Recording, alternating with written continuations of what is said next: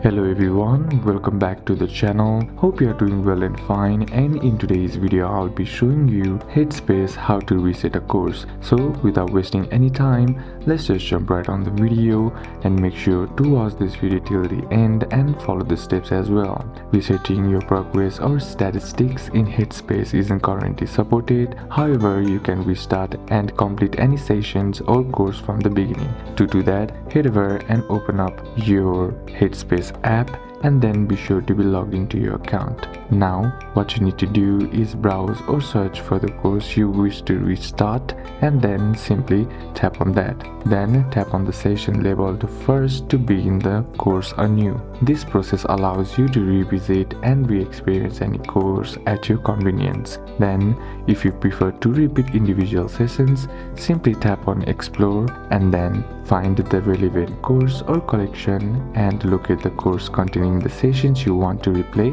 Then select the desired session, tap on it to start the session again. So these are a couple of steps that you can apply, and that's it for today's video guys. Hope this video was useful to you. Leave a like if it did, comment down any questions that you have, and see you soon in the next video.